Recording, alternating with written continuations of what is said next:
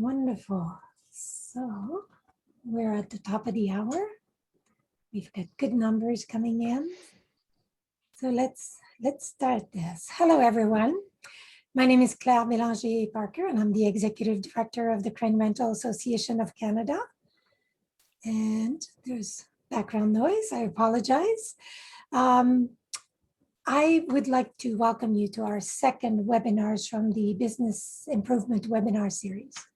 I come to you from Saskatchewan, Treaty 4 territory, land of the Cree, Saulteaux, Dakota, Lakota, Nakota, and the Métis. As we continue to manage education through the virtual world, I'd like to thank our corporate partners who make this all possible.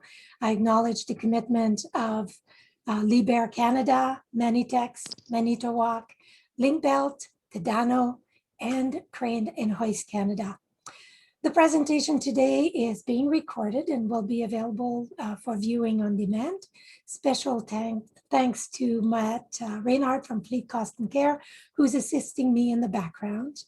I encourage you to write your question in the Q&A, as I will be monitoring this section. Some of you have provided excellent questions upon registration. I'll make sure that these questions are answered during our time together. So last week, we heard about Right Plan software and how it improved efficiencies at RKM Crane and Rigging. That recording is available on our website, and so will today's presentation later this week.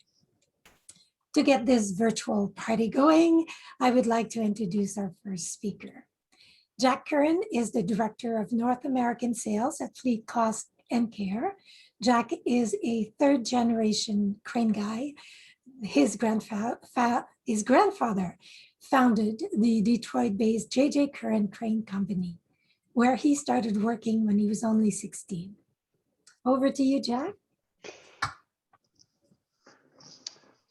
Well, thank you, Claire, for that introduction. Hello, bonjour, everyone. I want to start off by saying how much we appreciate the Crane Rental Association of Canada for asking us to speak this year. And thank you for taking the time out of your day to attend our webinar. Today, we're going to talk about how our fleet management solutions can help maximize and promote safety and efficiency within your organization. The emphasis on the safety aspect, because most of the time when we talk about fleet management, it's focused on how you see a return on investment through the time saved by more efficient processes and collecting data about your fleet and workforce. But if your system can help you avoid one accident or a litigation claim, then it will have paid for itself many times over. We're going to highlight the ways that we can help you minimize your risk and promote safety throughout your organization by utilizing our solutions and following best practices. So again, as Claire said, my name is Jack Curran. I'm the Director of North American Sales at Fleet Cost and Care. I'm joined today by Daniel Gopan from Sterling Crane. I'll let Daniel introduce himself and get a little bit of background on his role. Thank you very much, Jack. Hello, everybody. And thank you to FCC for allowing me this opportunity to speak with them on this subject. As Jack said, my name is Daniel Gopan. I am the Fleet Manager for Sterling Crane Canada. In my role, I provide fleet-related services, solutions, and support to our Canadian branches. As an add-on to my current role, I am also the project manager for implementing Fleet Cost and Care into our Canadian business. Implementing Fleet Cost and Care has been a great addition to my fleet manager role, as I can now house all of my fleet-related data within one program. Thank you. Yep. So Daniel is here to provide some insight on his experience, working with our software and team. And I'm going to pause at different points to get Daniel's perspective, but he's also here to answer your questions as well. So here's a look at our agenda. As you can see, it's short and direct to the point. We're going to do a brief overview on the benefits of our solutions, and then we'll spend majority of our time talking about how we can help you implement and verify safety practices while minimizing your risk for accidents and litigation in the most efficient way possible. Right now, I think is a good time to clarify. When I say next gen, that's the name of our full suite desktop program. And ATOM, ATOM, is the name of our mobile app. We'll then wrap up by addressing your questions at the end. So for those of you not familiar with Fleet Cost and Care, we offer comprehensive fleet management software. When I say comprehensive, I mean we help manage quoting, scheduling and dispatch, invoicing, and payroll, as well as maintenance, repairs, purchasing, parts, inventory, and reporting. So pretty much all of your operational processes, and then we integrate with your accounting and payroll programs to export those invoices, payroll, and vouchers. In a typical demo, you would hear me spend a lot of time talking about the elimination of duplicate data entry, the benefits of going paperless, and the centralization, and benefits of centralizing data, and of course, business intelligence. And if anyone would like a one-on-one demo, please contact me after this. I think majority of fleet management systems will offer some variety of these features. Where I think Fleet Cost Care stands apart is our focus on safety and risk and our industry expertise and support. So, there are a ton of fleet management systems on the market, but I think we stand out by our willingness to go above and beyond to help our customers, as well as using our collective experience from 28 years of working with hundreds of crane and rigging companies across the world to help our customers drive user adoption of best practices and achieve their goals. So in that way, we're much more than software providers. We are your technology partners. We keep an eye on the challenges coming, facing the industry coming on the horizon, whether it be new technology, government regulations, and we continually enhance our system to help our customers stay ahead. In the last few years, we've created our customer success team, which means that when you do become a customer, you're assigned a CSM. They lead your implementation and then afterwards serve as your account manager and stay proactively engaged in your account. We also have a separate dedicated support team available to answer your calls and emails. And many on our support and CSM teams came to us already with experience in the industry. For example, our Director of Client Services, Dave Howard, was a general manager of a crane company in the Northwest US before joining Fleet Cost Care. Daniel, could you speak on your experience working with our team regarding training and support? Regarding training and support? Yeah, great question, Jack. Right from the start of our proof of concept phase with Fleet Cost Care and moving into the implementation phase, as Jack noted, we were provided with a implementation specialist who worked with our teams to get the system started and set up, ready for us to start rolling into that proof of concept phase. Now that we're within our implementation phase near the end, they have still provided excellent support to us. For any questions or any issues that arise, we can reach out to them and they will provide a response right away. Thank you. Well, thank you. So we look for ways to train, innovate, motivate, and move the industry to adopt practices and policies to protect itself. This is an industry that we love, not just as part of Fleet Cost Care, but as Claire mentioned, that my family, in my family, it goes back to 1950 when my grandfather started the J.J. Curran Crane Company in Detroit. Now, I personally am not an expert when it comes to insurance, but we work very closely with safety and risk management experts to build features that follow their recommendations and help our customers in the event that something does go wrong. So the benefits to you as the customer are that you have a system that will allow you to manage maintenance more effectively, reduce wear and tear, and be able to show documentation of your service and repair history in the event of a claim. We also help manage your contracts and risk transfer protection at a much higher level and ensure operators are getting their work tickets signed in a timely manner. Insurance providers have actually offered their customers incentives for using our system because we can help provide a solid defense in the event of a claim with a signed job ticket and that maintenance and those maintenance history records. We've just being honest, we've seen the attacks on our industry on crane owners and operators. In the event of an accident, plaintiffs will do everything they can to paint your company as reckless, as not following manufacturers' standards for service. And when something does fail, try to convince a jury, if you go to trial, that your company poses a danger, no matter what the facts of the case are. So we have to adapt as an industry. If you're still using pen and paper, if you're still using pen and paper or Excel or different formats that you use to maintain your business, it's inevitable that mistakes in documentation or processes will occur. But by utilizing NextGen and Atom, you give yourself the best chance to defend against a claim. Our system is a way to make sure your equipment is maintained to manufacturer standards. So if there is a failure with the equipment, you have the records to prove how you maintain your fleet. And it's not all about profitability. When your cranes or people leave the yard, you're taking on risk. And our system is designed to add documented safety and risk mitigation steps for our customers. Daniel, wanted to get your opinion. How has using NextGen and Atom impacted your safety culture and processes? Thank you, Jack. Sterling Crane already has a stellar safety culture and industry-leading processes. By implementing NextGen and Atom, we've just added another layer to ensure we are performing work safely.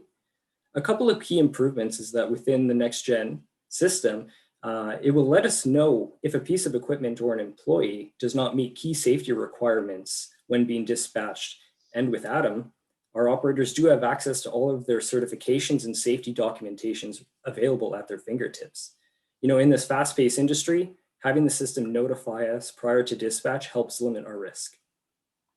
Thanks, Daniel. So, we're now going to highlight some of the safety and risk mitigation features. First, looking at dispatch and e-tickets. So dispatchers will send out e-tickets primarily from NextGen, but they can be issued from Atom.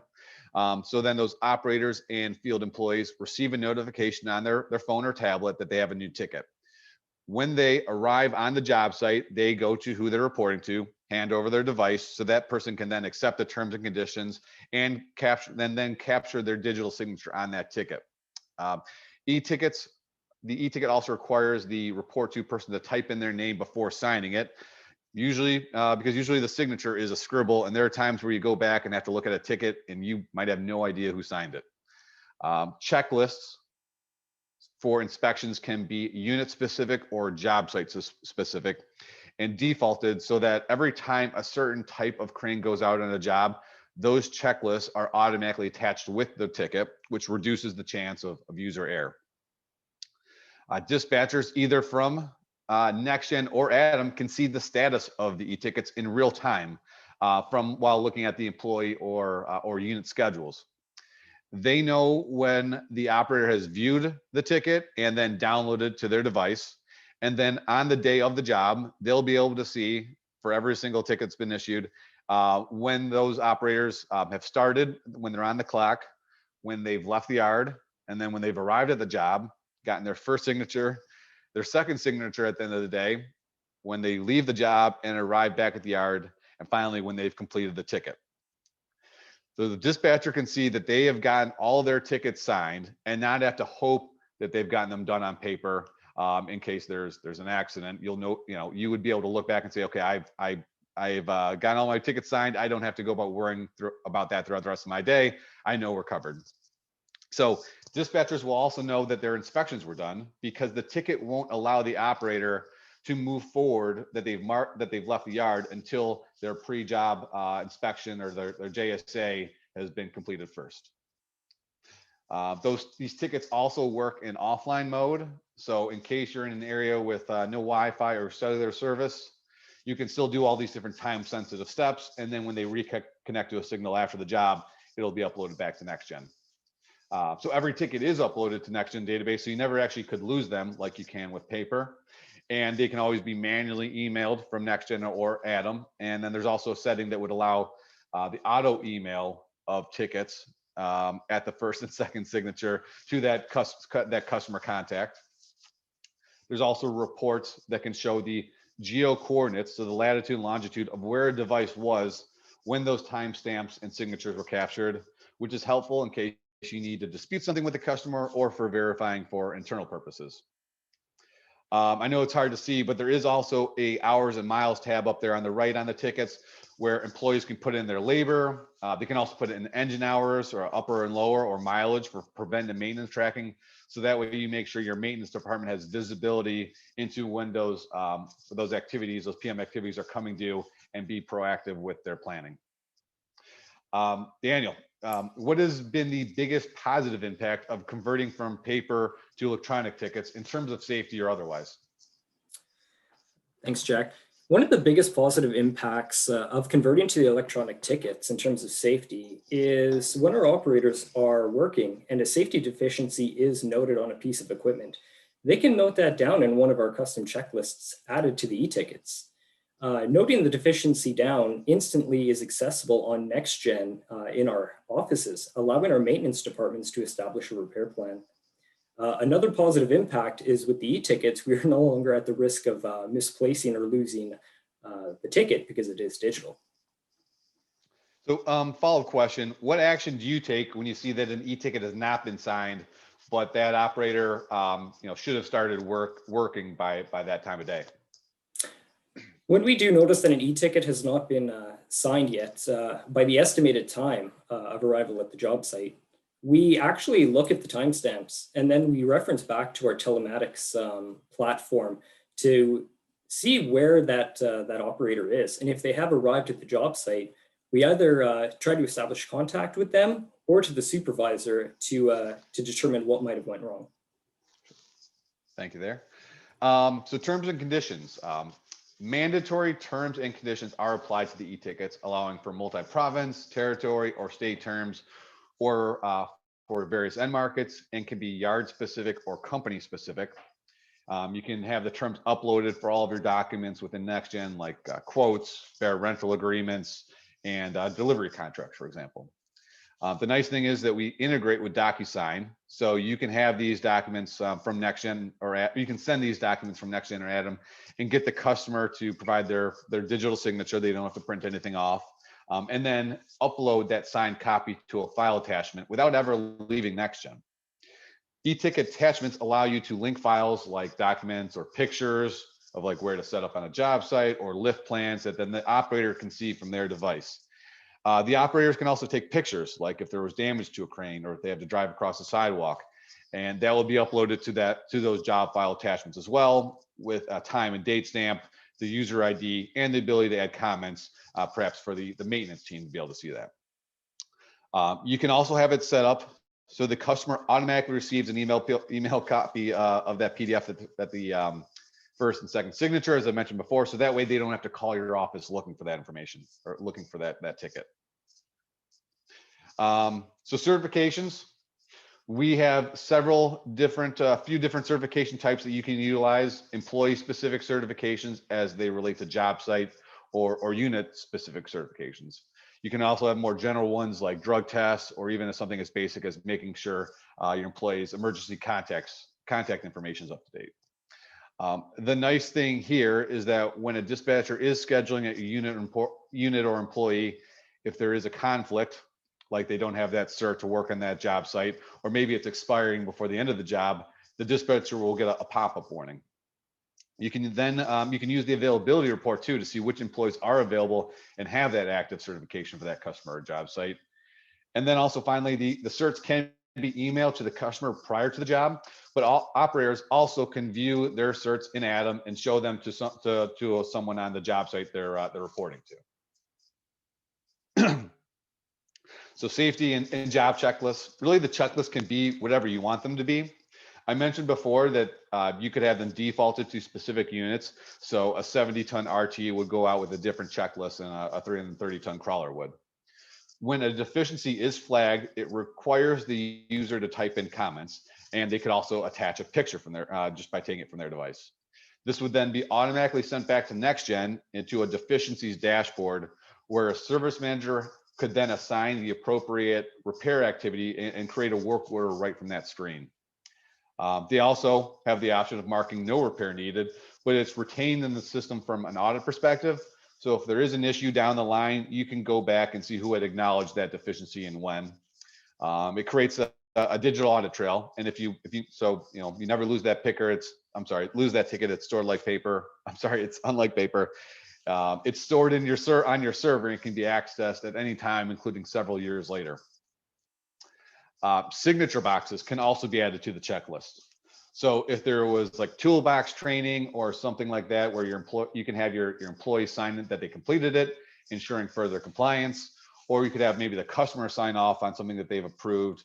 They approved for something that wasn't on that main part of the e-ticket. So ELD and GPS integrations, that might be of interest to you guys, because I think something is coming in June here for you. So we offer several ELD integrations, ELD, electronic logging devices, which some companies are required to use in their vehicles based on certain regulations. I believe, like I said, there's new regulation going in place in Canada in June, but we've already been helping with our customers deal with that in the States here. So from the employee schedule, your dispatcher can see how many available cycle hours, driving hours, and on-duty hours each employee has before they risk becoming non-compliant. So if you do have to follow ELD regulations, this can be very helpful in situations like maybe an operator ended up working longer than expected yesterday, and now they have less hours available, and then you can make the determination if you need to move change the schedule around. So we are not the ELD provider, but we can import data from ELD providers. As mentioned earlier, equipment, engine hours, and kilometers can also be manually entered in through the e-tickets.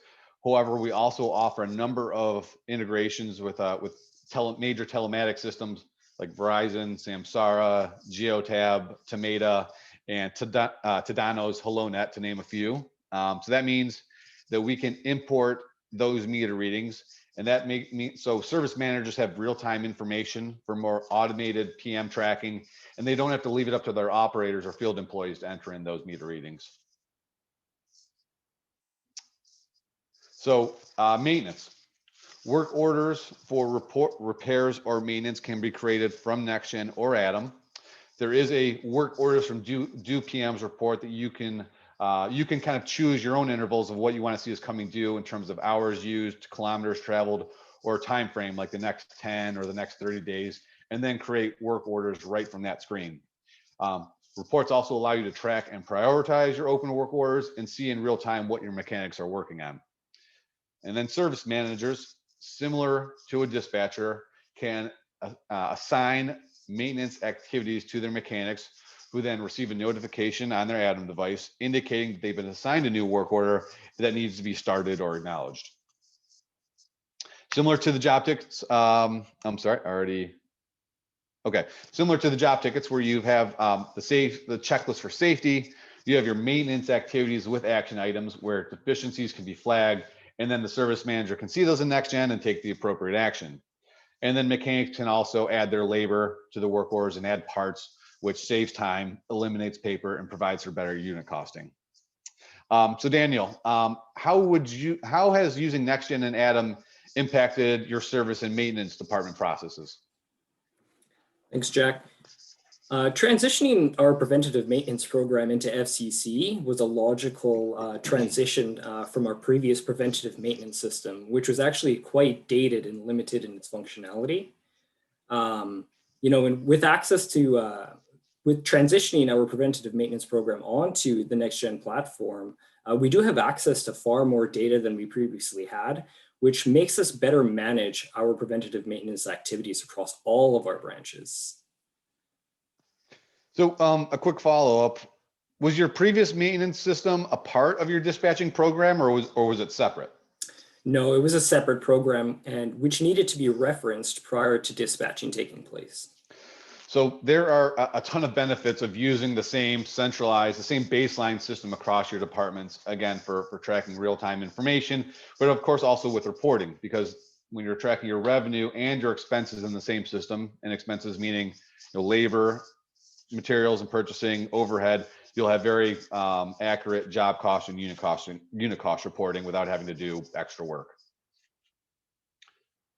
So warranties, you can list all of your different warranties against each unit. Right here, we're looking at a work order on Atom, and you can see at the top in red, it's flagged with a potential warranty, letting you know that you might have an open active warranty against that unit before you put on a certain part that you might want to check for and make sure you're not buying something that's covered.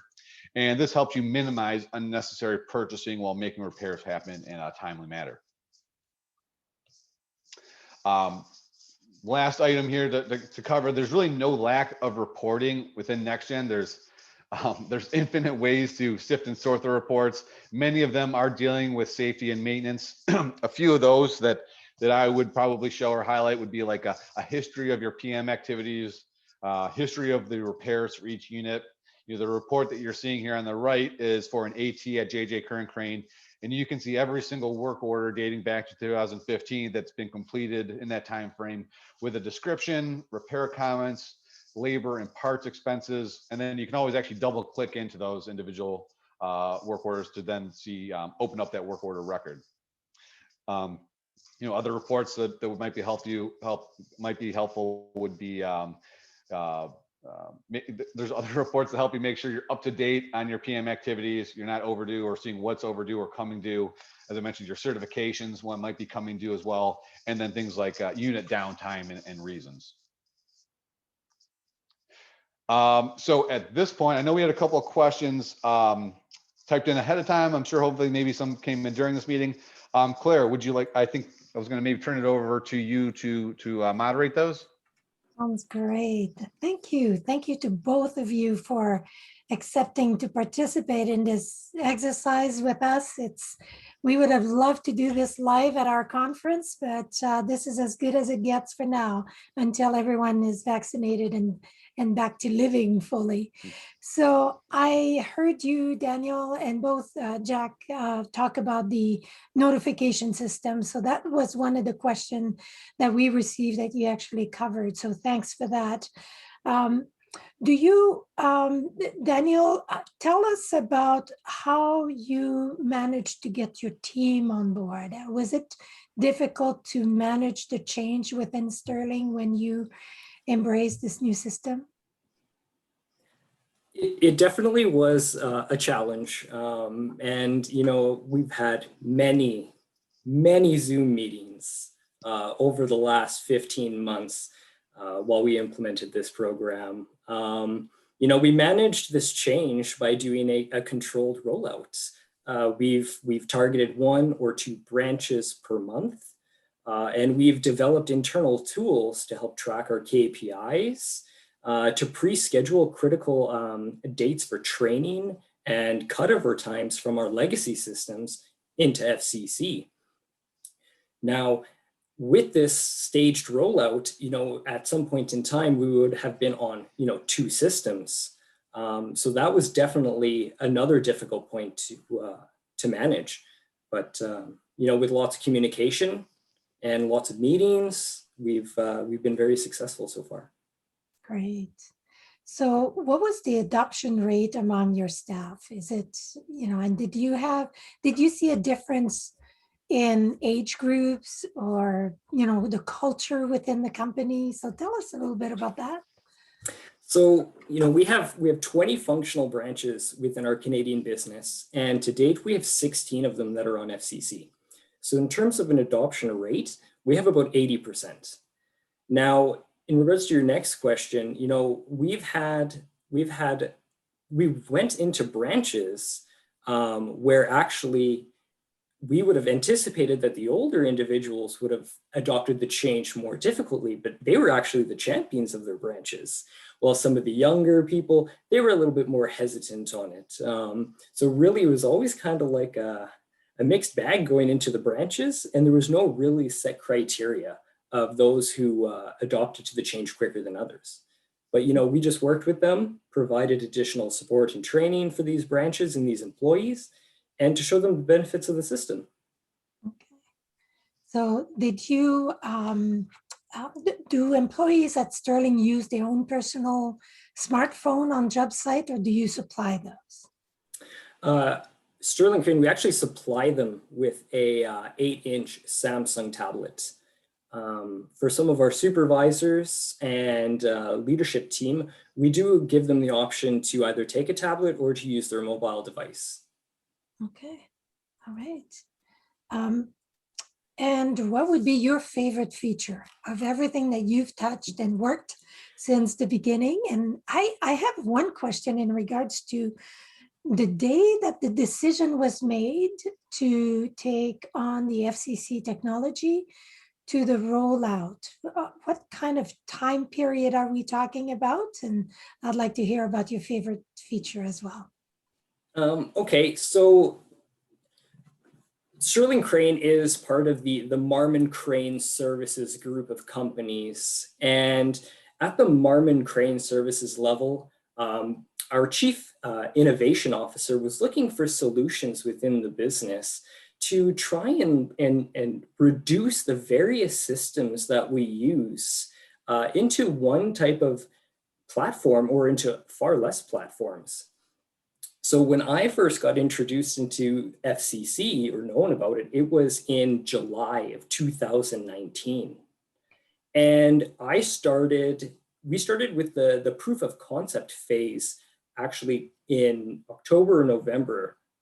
And so, Marmon Crane Services is one of the main driving points for us right now is to innovate through technology. So, this has been passed down from our leadership, and we've definitely found a lot of benefits, reducing the various touch points from the previous multiple systems that we've used down into this program. And if you don't mind me just jumping in there in terms of a time frame, so we actually started out with a pilot, and as Daniel alluded to, Marmon owns not just Marmon and Sterling Crane, but also the Frio Group and WGC in Australia. So we actually ran pilots in both Australia, Canada, and the US first at a couple of different locations. And then the first rollout was completed in Australia with the Frio Group and WGC, and then kind of moved through strategically in phases throughout 2020, which of course has been challenging being north and south of the border. But the Sterling team has done an amazing job, keeping things moving, assessing things, communicating back and forth, and dealing with all the challenges that we knew were coming and a whole lot that we couldn't have expected. Great. Absolutely. And just to bank on that, we actually get together as a group between Canada, United States, and Australia to discuss FCC and how it is impacting our business and what areas are being improved. It's a great project to be a part of, actually. And Claire, to just bank on the number one favorite feature, well, in my role as the fleet manager, I'm pretty biased. So actually my favorite function within the program is actually the maintain units function. And it is the area within FCC which houses all of the fleet data. I'm quite an Excel user. So I have had multiple different Excel documents that had various pieces of information. And just with FCC, I was able to just combine everything within their program. And now it will be the source of truth across all of Marmon Crane Services companies for their fleet. Wow, that's impressive. So we have a question that has come in, Daniel. How challenging was it to stay in budget and on schedule?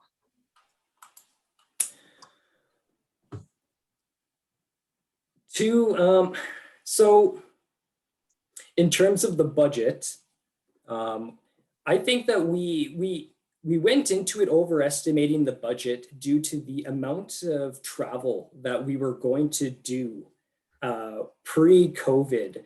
The plan was for us to travel, to fly in and out of the branches and spend time there up to 2 to 3 times a week. So with the flights, the hotels, the meals, the taxi rides, all being reduced now to a Zoom session, we are under budget. And we are managing other costs between the license counts. We had anticipated high, and now we have realized that throughout the implementation time that we were able to better utilize our licenses due to the 2 different time zones that we have here, or the various time zones across the business. So, I think we're definitely going to be under budget. Now, what was the second part of that question? Time, budget and time. Time. Yeah. So in terms of time, with being in COVID-19, time has definitely been a big challenge. I would definitely say that it has increased our time. We're currently still on schedule to implement all 20 of our branches. So in terms of the beginning date to the end date, we are on time. It is actually the verticals within that time that has increased. So what we had originally anticipated to be, normal working hours for me and my crew were actually a little bit longer than that. And that is just due to the challenges that we have right now.